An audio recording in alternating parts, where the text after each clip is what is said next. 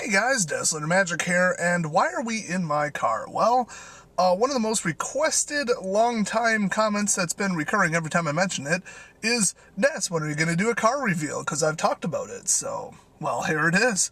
So you can see you got a lovely Pontiac vibe here. Got some money for the parking meters, sweet. And I decided to paint some of the panels white because it's white. And, yeah, not the best paint job, but, it looks good if you're not, up close with the microscope. Also did the tweeter grills. Did the, whoops, oh, there goes my dim levels. Did the vents. We got the tops here of the, what do you call it, instrument panel or whatever. Did the little drop down thing, did that white. And then the main dash, of course.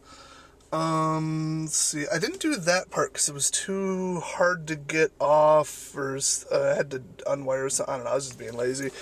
Painted this though, and then, yeah, I know I got a bunch of crap in my car. I'm sure you'll get over it. I did do the windshield wipers, which is a little too ricey if you ask me. I kind of regret that one, but after winter I gotta kind of ditch them anyway, so that's fine. Then we got the opposite side, opposite grill, there you go.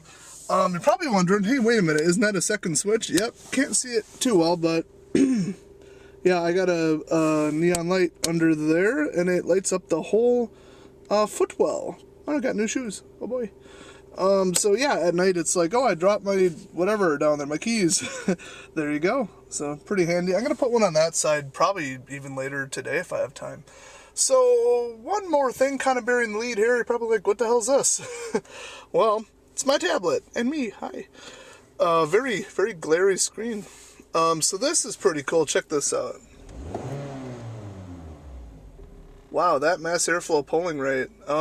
So got the RPM real time, got the mile per gallon estimator, the intake temperature, mass airflow, which is what we're testing today because, as you can probably see, oh yeah, 52 ounce mega buddy from Quick Trip.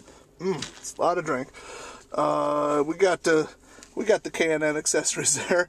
Not ricey enough to put into my window. Also got some cookies, because that really makes your car go faster. Oh yeah, that's right, I did the center console white too. I knew I painted some more stuff.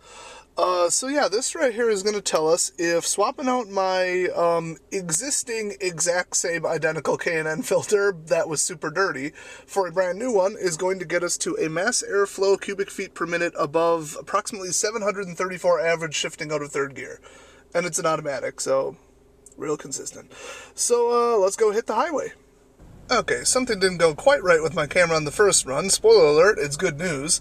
I did test this a different day. It was 41 degrees out, now it's 48 degrees. That's probably not a real big deal. I mean, air temperature versus mass airflow readings, not nearly as important as temperature when it comes to horsepower, so we'll see what happens here. Just watch the MAF. And it will circle the high point. I think I just doubled the polling rate on this one earlier, so it should get a more accurate reading.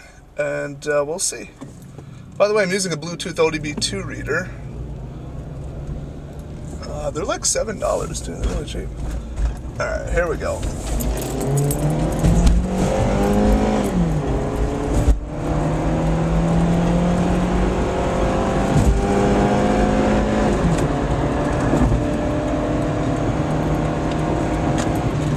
Alright, what we get? 764, wow. And I think the low was 732 and the high was like 743 when I tested. So, yeah, big difference. I mean, it's not that big, but taking away restriction when the engine's trying to kind of build up negative pressure on the other side of the air filter, you want to equalize that. That's why when people say like electric turbos and stuff are dumb, it's because they are. But with this particular car and the wonderful like 180 degree bend in the 1 1/4 inch air intake or whatever the hell it is, it really restricts the flow, lets the engine build up a huge vacuum, and it actually has 2 air filters. It's a 1.8 liter Toyota engine, so it's kind of weird. But it's like your engine and like the laws of physics in the air want to equalize the pressure. So if I were to put in a very small assistive fan, we'll say, of any type on the air intake, it should help equalize it to atmospheric pressure, and I could probably hit, I don't know, at least the 800 CFM range.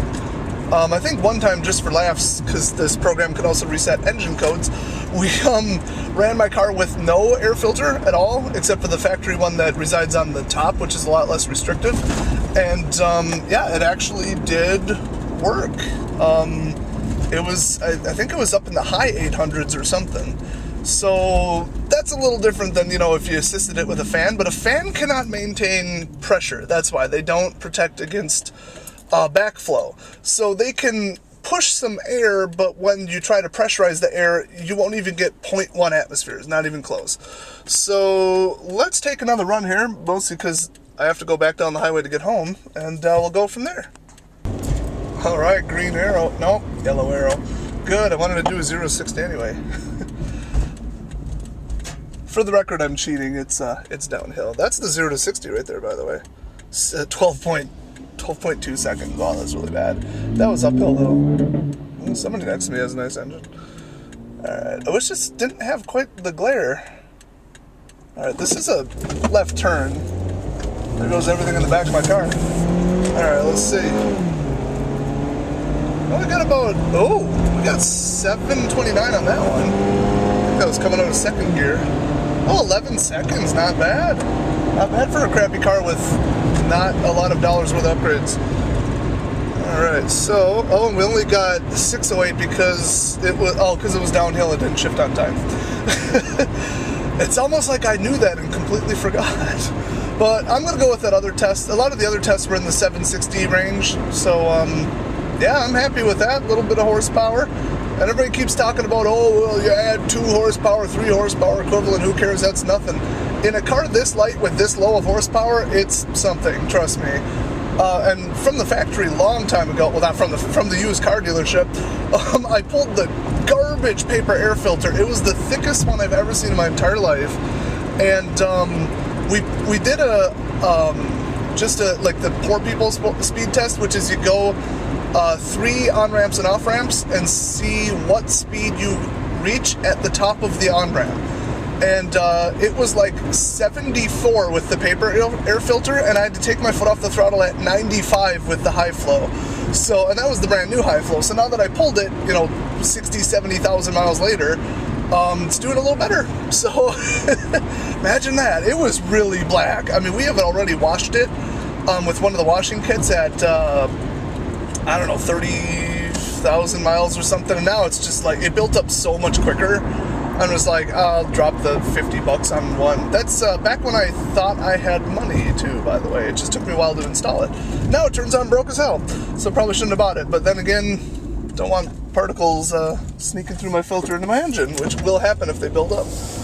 Eventually they'll work their way through the cotton. So yeah, 11th second on the dot, 0-60 downhill. Not bad at all. Oh, I didn't even pre-rev it, and I had to take a left turn. So the best I've ever done on a flat surface in this car at a much colder temperature, by the way, with worse tires, unfortunately. I think it was 10.4 seconds, 0-60. So not that impressive, but I think my first car, which was like a Ford Escort, that thing could do 0-60 if it had less than 4 people in the car. It wasn't even a time, it's just, can it do 0-60? Will it get there? Because one time we were actually going about 55 at the top of a ramp with 4 people in the car, because that car weighs, I think, 2,400 pounds. And I had to just keep flooring it for like another mile to get it up to 65. So yeah. Really nice car. And then, my second car had some serious horsepower. That was a V6. Really fuel efficient too. It's quite nice. But had to sell it at 145 because it needed a new everything. So this car, I like it. So if you're a fellow Vibe owner, let me know down in the comment section. Or if you have a car much nicer than this, I'd love to hear about it. So thanks for watching, and I'll see you guys next video.